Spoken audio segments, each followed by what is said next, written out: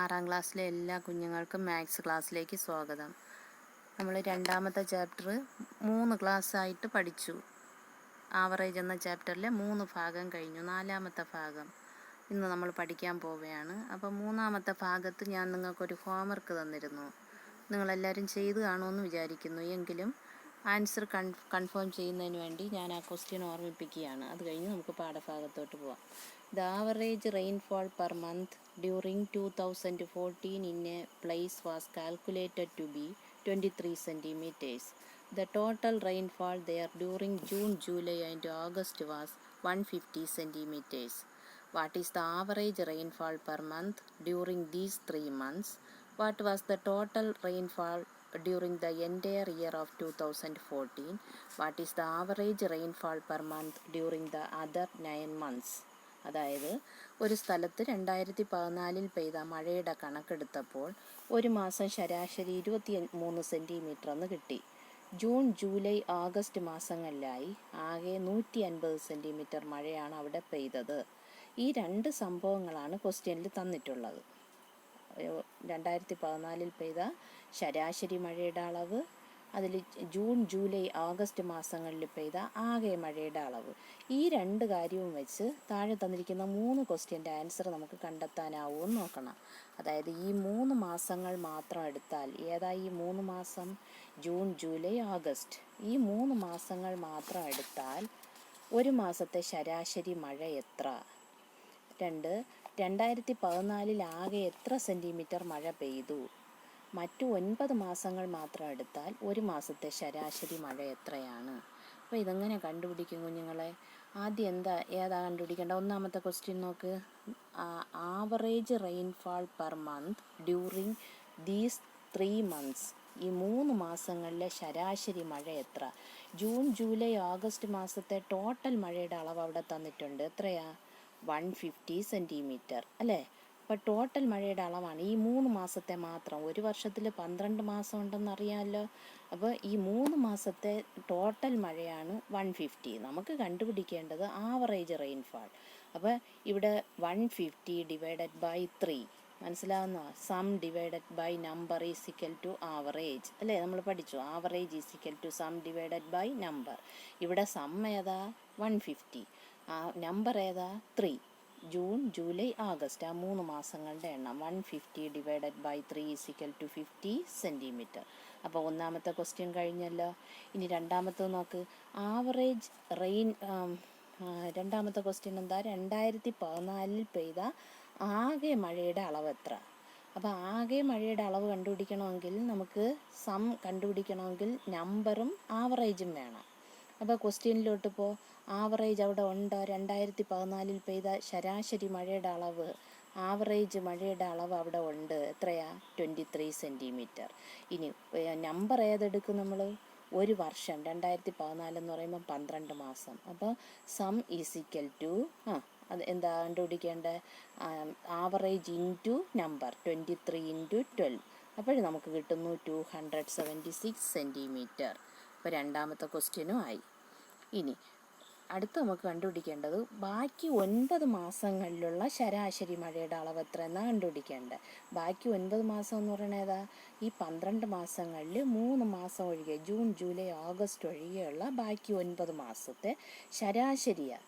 അപ്പോൾ ശരാശരി മഴയുടെ അളവ് കണ്ടുപിടിക്കണമെങ്കിൽ ആകെ മഴയുടെ അളവ് വേണം ഈ 9 മാസത്തെയും. അപ്പോൾ നമുക്ക് ഇവിടെ ഒരു വർഷത്തെ ആകെ കണ്ടുപിടിച്ച് വച്ചിരിക്കുകയാണ് നമ്മൾ. എത്രയാ? 276 സെൻറ്റിമീറ്റർ എന്ന്. അപ്പോൾ അതിൽ നിന്ന് ഈ 3 മാസത്തെ ആകെ മഴയും ഇവിടെ തന്നിട്ടുണ്ട്. 3 മാസത്തെ ആകെ മഴയുടെ അളവ് ക്വസ്റ്റ്യനിലുണ്ട്. 12 മാസത്തെ ആകെ മഴയുടെ അളവ് നമ്മൾ കണ്ടുപിടിച്ച് വച്ചിരിക്കുന്നു. ഇനി 9 മാസത്തെ ആകെ മഴയുടെ അളവ് കണ്ടുപിടിക്കാൻ എന്ത് ചെയ്യണം? ഈ 12 മാസത്തെ ആകെ മഴയുടെ അളവിൽ നിന്ന് ഈ 3 മാസത്തെ മഴയുടെ അളവിനെ മൈനസ് ചെയ്യണം. അപ്പോഴും നമുക്ക് കിട്ടുന്നു എന്താ? 126 സെൻറ്റിമീറ്റർ എന്ന് കിട്ടും. അതായത് 276 minus 150 is equal to 126 centimetre. ഈ 126 സെൻറ്റിമീറ്റർ ഏതാ? ഈ 9 മാസങ്ങളിലെ ആകെ മഴ. നമുക്ക് കണ്ടുപിടിക്കേണ്ട എന്താ? ഈ 9 മാസങ്ങളിലെ ശരാശരി മഴ. അപ്പോൾ ഇവിടെ നമ്പർ 9 എന്ന് എടുക്കാം. മനസ്സിലായോ? ഈ 9 മാസത്തെയും ആകെ മഴ 126 അല്ലേ, 126. അപ്പോൾ ശരാശരി കണ്ടുപിടിക്കാൻ sum divided by number 126 divided by 9 is equal to 14 centimetre, 14 centimetre എന്ന് കിട്ടും. അപ്പോൾ ഈ 3 ആൻസർ ഒന്ന് നിങ്ങൾ ചെക്ക് ചെയ്ത് നോക്ക്, നിങ്ങളുടെ നോട്ട്ബുക്ക് ഒന്ന് നോക്ക്. ഒന്നാമത്തത് 50 സെൻറ്റിമീറ്റർ, രണ്ടാമത്തത് 276 സെൻറ്റിമീറ്റർ, മൂന്നാമത്തത് കണ്ടുപിടിക്കാൻ നമ്മൾ 12 മാസത്തെ മഴയിൽ നിന്ന് 3 മാസത്തെ മഴയെ മൈനസ് ചെയ്യുന്നു. അപ്പോൾ കിട്ടുന്നു 126. അത് കണ്ടുപിടിച്ചിട്ടാണ് 9 മാസത്തെ ആവറേജിലോട്ട് വന്നത്. അപ്പോൾ 14 സെൻറ്റിമീറ്റർ എന്ന് കിട്ടുന്നു. നിങ്ങൾക്ക് നല്ലവണ്ണം മനസ്സിലായെന്ന് വിചാരിക്കുന്നു. നിങ്ങളുടെ ആൻസർ ചെക്ക് ചെയ്യുക. ഇത് ഞാൻ നോട്ട് സെൻഡ് ചെയ്യുമ്പം ചെയ്യാത്തവരാരെങ്കിലും ഉണ്ടെങ്കിലോ തെറ്റ് ഉള്ളവരുണ്ടെങ്കിലോ കറക്റ്റ് ചെയ്യുക. അടുത്ത് നമ്മൾ ഇന്ന് പഠിക്കാൻ പോകുന്നത് തുടർന്നുള്ള കണക്ക് തന്നെയാണ്. നിങ്ങളുടെ ടെക്സ്റ്റിലെ പേജ് നമ്പർ 25, 6ാമത്തെ ക്വസ്റ്റ്യൻ വ്യക്തമായിട്ട് അവിടെ ഉണ്ട്. ഞാൻ മുഴുവൻ ക്വസ്റ്റ്യനും ഈ പേപ്പറിൽ ഈ ഷീറ്റിൽ എഴുതിയിട്ടില്ല. പേജ് നമ്പർ ഇട്ട് ഡോട്ട് ഇട്ട് നിർത്തിയിട്ടുണ്ട്. നിങ്ങൾ ടെക്സ്റ്റ് നോക്കി എഴുതണം. അപ്പോൾ ക്വസ്റ്റ്യൻ എന്താണ്? അതായത് when a person calculated his expenses from Sunday to Thursday, he found the average expenditure to be 400 rupees per day.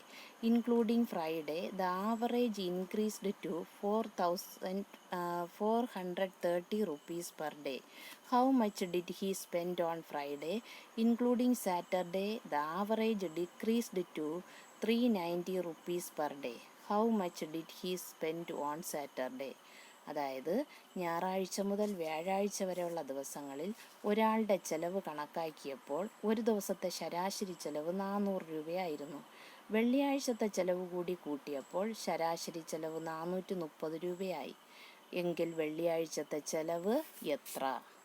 ഇനി ശനിയാഴ്ചത്തെ ചെലവും കൂടി കൂട്ടിയപ്പോൾ ശരാശരി ചെലവ് 390 രൂപയായി കുറഞ്ഞു. എങ്കിൽ ശനിയാഴ്ചത്തെ ചെലവ് എത്ര രൂപ? ക്വസ്റ്റ്യൻ മനസ്സിലായോ? വീണ്ടും 2-3 പ്രാവശ്യം ക്വസ്റ്റ്യൻ വായിക്കുക. വായിച്ചതിന് ശേഷം ക്വസ്റ്റ്യനിൽ എന്തൊക്കെയാണ് തന്നിട്ടുള്ളത്, അത് വെച്ച് എന്തൊക്കെയാണ് കണ്ടുപിടിക്കേണ്ടതെന്ന് ആലോചിക്കുക. അതായത് ആദ്യം നമ്മൾ എന്താ കണ്ടുപിടിക്കേണ്ടത്? ഇവിടെ ഞായറാഴ്ച മുതൽ വ്യാഴാഴ്ച വരെയുള്ള ദിവസം എന്ന് പറയുമ്പോൾ 5 ദിവസമാണ്.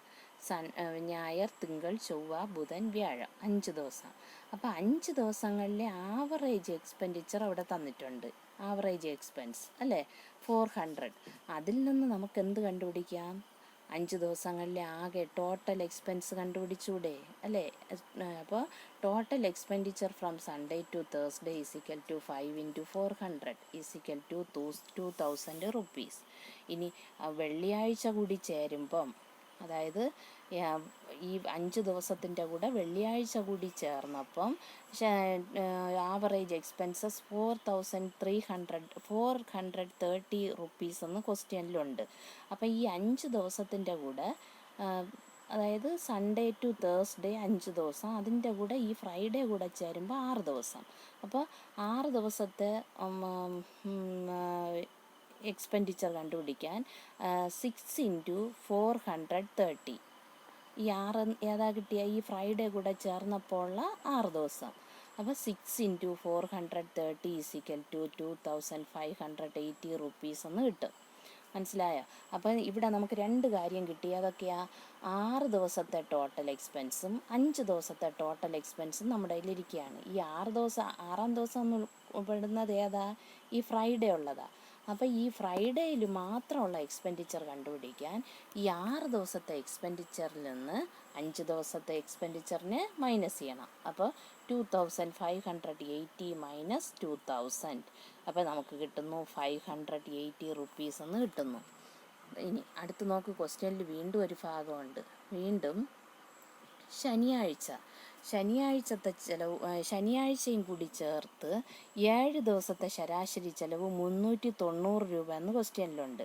അതിൽ നിന്ന് നമുക്ക് 7 ദിവസത്തെ ആകെ ചെലവ് കണ്ടുപിടിക്കാം. 7 ദിവസത്തെ ആകെ ചെലവ് എങ്ങനെ കണ്ടുപിടിക്കും? 390 × 7 അല്ലെങ്കിൽ 7 × 390. അപ്പോൾ നമുക്ക് കിട്ടുന്നു 2730 എന്ന് കിട്ടുന്നു. അപ്പോൾ ഈ 7ാം ദിവസം എന്ന് പറയുന്നത് ഈ സാറ്റർഡേ ആണ്.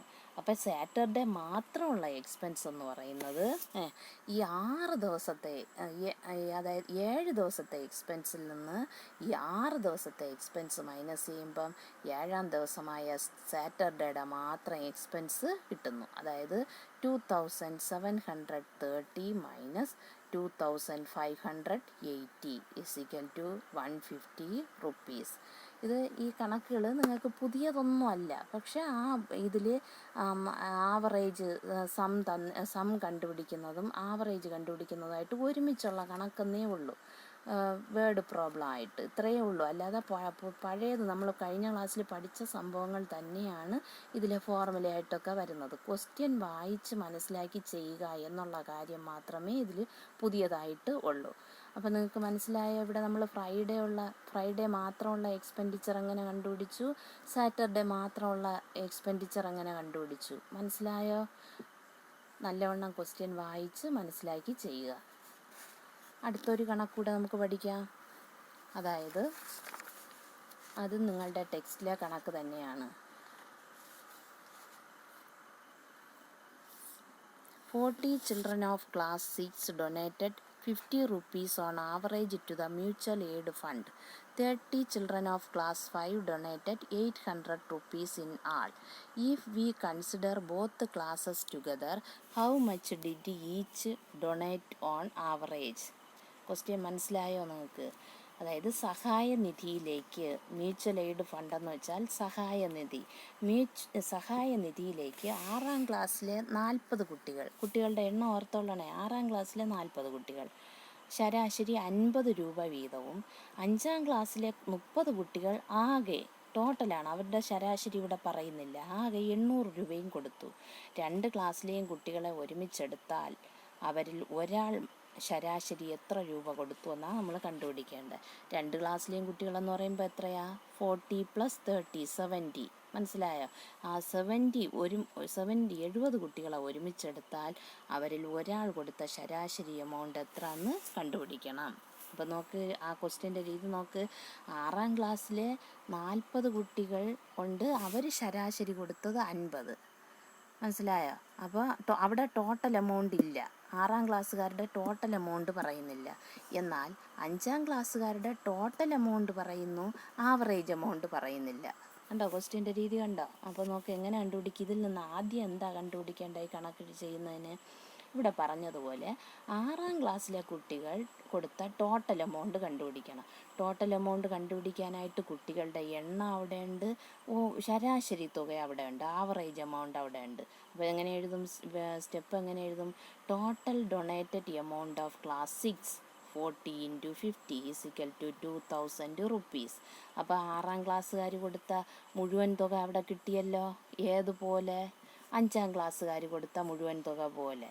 ഇനി 5-ാം ക്ലാസ്സുകാരുടെ ആവറേജ് എമൗണ്ട് നമ്മൾ നോക്കേണ്ടതില്ല, അത് ഡയറക്റ്റായിട്ട് 5-ാം ക്ലാസ്സുകാർ കൊടുത്ത എമൗണ്ട് അവിടെ ക്വസ്റ്റ്യനിൽ പറയുകയാണ്. മനസ്സിലാവുന്നുണ്ടോ പിള്ളേരെ? അതായത് 6-ാം ക്ലാസ്സുകാരുടെ ആവറേജ് എമൗണ്ട് ഉണ്ട്, ടോട്ടൽ എമൗണ്ട് ഇല്ല. ആവറേജ് നമ്പരും ഉള്ളത് കൊണ്ട് നമ്മൾ ടോട്ടൽ കണ്ടുപിടിച്ചു, അതായത് 2000 എന്ന് കിട്ടി. എങ്ങനെ കിട്ടി? 40 അതായത് കുട്ടികളുടെ എണ്ണം × 50 അതായത് ശരാശരി എമൗണ്ട്, നമ്പർ × ആവറേജ് = സം. 2000 കിട്ടിയില്ലേ? അപ്പോൾ 6-ാം ക്ലാസ്സുകാർ 2000 രൂപ കൊടുത്തൊന്നായില്ലേ? ഇനി 5-ാം ക്ലാസ്സുകാരുടെ ആവറേജ് എമൗണ്ട് അവിടെ ഇല്ല, 30 കുട്ടികളെന്നേ ഉള്ളൂ, 800 രൂപ എമൗണ്ട് മൊത്തം കൊടുത്തതുമുണ്ട്. അപ്പോൾ അതിലോട്ട് നമ്മൾ വേറെ ക്രിയ ഒന്നും ചെയ്യാൻ പോകണ്ട. Total donated amount of class 5 5-ാം ക്ലാസ്സിലെ കുട്ടികൾ മൊത്തം കൊടുത്ത തുക 800. അപ്പോൾ 2 കൂട്ടരുടെ ആയല്ലോ. അപ്പോൾ 2 കൂട്ടരും കൂടി കൊടുത്ത മൊത്തം തുക കണ്ടുപിടിച്ചൂടെ? ആരൊക്കെയാ? 6-ാം ക്ലാസ്സും 5-ാം ക്ലാസ്സും കൂടെ ചേർന്ന് കൊടുത്തത് എത്രയാ?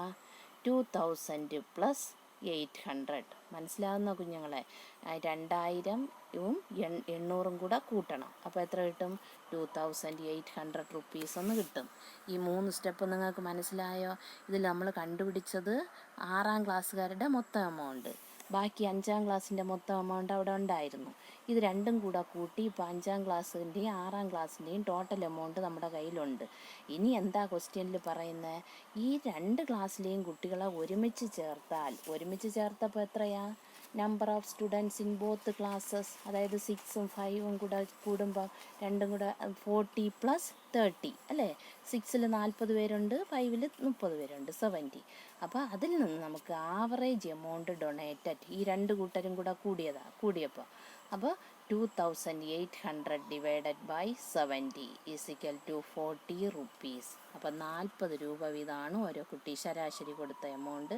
40 രൂപ വീതം എല്ലാവരും കൊടുത്തു എന്നല്ല, നമ്മുടെ ഓർമ്മയുണ്ടായി, ശരാശരി എമൗണ്ട്, ആവറേജ് എമൗണ്ട് 40 രൂപ വീതം കൊടുത്തു എന്ന് കിട്ടി.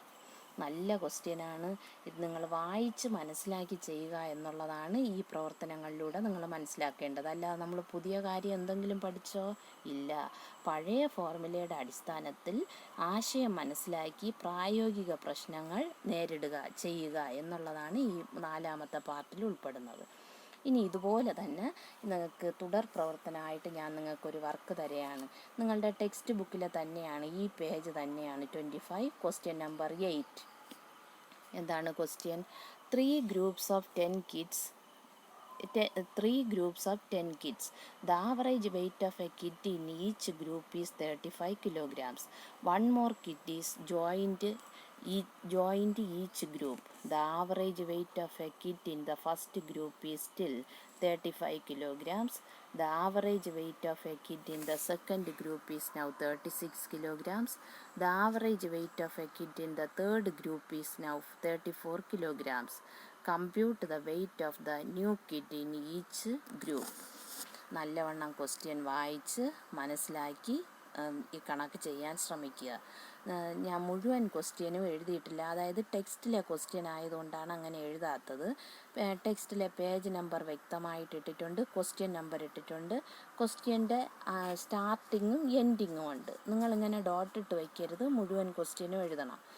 പലരും വിളിച്ച് ചോദിക്കാറുണ്ട്, മലയാളം എഴുതണോ ടീച്ചർ, ഇംഗ്ലീഷും മലയാളം എഴുതണോ? അങ്ങനെയല്ല. ഇംഗ്ലീഷ് മീഡിയംകാർ ഇംഗ്ലീഷ് മീഡിയത്തിൽ എഴുതുക, മലയാളം മീഡിയംകാർ മലയാളത്തിൽ എഴുതുക. രണ്ട് കൂട്ടർക്കും വേണ്ടിയിട്ടാണ് ഒരുമിച്ച് നോട്ട് സെൻഡ് ചെയ്യുന്നത്. ഇനി തുടർ പ്രവർത്തനത്തിൽ 2 കുഞ്ഞു കണക്കൂടെ നിങ്ങൾക്ക് തരുന്നുണ്ട്. അത് നമ്മൾ പഠിച്ചതനുസരിച്ച് നിങ്ങൾക്ക് ചെയ്യാൻ പറ്റും. ടെക്സ്റ്റിലെ ക്വസ്റ്റ്യൻ അല്ല, വേറെ സിമ്പിൾ ക്വസ്റ്റ്യനാണ്. What is the average of first 10 even numbers? നിങ്ങൾക്ക് ഈവൻ നമ്പറും ഓഡ് നമ്പറും എന്താണെന്ന് അറിയാമല്ലോ. അതായത് ആദ്യത്തെ 10 ഇരട്ട സംഖ്യകളുടെ ശരാശരി എത്ര? അതുപോലെ what is the average of first 10 odd numbers? ആദ്യത്തെ 10 ഒറ്റ സംഖ്യകളുടെ ശരാശരി എത്ര? നല്ല ഭംഗിയായിട്ട് മനസ്സിലാക്കി ചെയ്യുക. ഞാൻ നോട്ട് കൂടെ സെൻഡ് ചെയ്യുന്നുണ്ട്. നിങ്ങൾക്ക് PDF നിന്നും നോട്ട് എഴുതാവുന്നതാണ്. അതുകൂടാതെ അത് ബുദ്ധിമുട്ടെന്ന് തോന്നുന്നവർക്കാണ് വീണ്ടും ഞാൻ ഈ നോട്ട് പ്രത്യേകിച്ച് വീണ്ടും ഇടുന്നത്. അപ്പോൾ പലരും ചോദിക്കാറുണ്ട്, രണ്ടും എഴുതണോ? അങ്ങനെയൊന്നുമല്ല, ഏതെങ്കിലും ഒന്ന് നോക്കി കൃത്യമായി ടെക്സ്റ്റ് കൂടെ അടുത്ത് വേണം. ക്വസ്റ്റ്യൻ ഇങ്ങനെ ഡോട്ടിട്ട് വയ്ക്കരുത്. നിങ്ങൾ ടെക്സ്റ്റ് നോക്കി ക്വസ്റ്റ്യൻ എഴുതുക. 6ാം ക്ലാസ് ആയല്ലോ, കുഴപ്പമില്ല. അതുകൊണ്ട് ടെക്സ്റ്റ് നോക്കി ക്വസ്റ്റ്യൻ എഴുതാം. ഞാൻ ക്വസ്റ്റ്യൻ മുഴുവനും എഴുതിയിട്ടില്ല, സ്റ്റാർട്ടിങ്ങും എൻഡിങ്ങും ഭാഗമേ ഉള്ളൂ. നിങ്ങൾക്ക് മനസ്സിലായെന്ന് വിചാരിക്കുന്നു. വീണ്ടും ഈ ക്ലാസ് സംശയം വരുന്നിടത്ത് വീണ്ടും ഈ ക്ലാസ് ഇട്ട് കേൾക്കുക. സാവധാനം റഫ് ബുക്കിലൊക്കെ ചെയ്യുക. തന്ന ഹോംവർക്ക് നീറ്റായിട്ട് ചെയ്യുക. ബാക്കി നമുക്ക് അടുത്ത ക്ലാസ്സിൽ കാണാം. ഓക്കെ.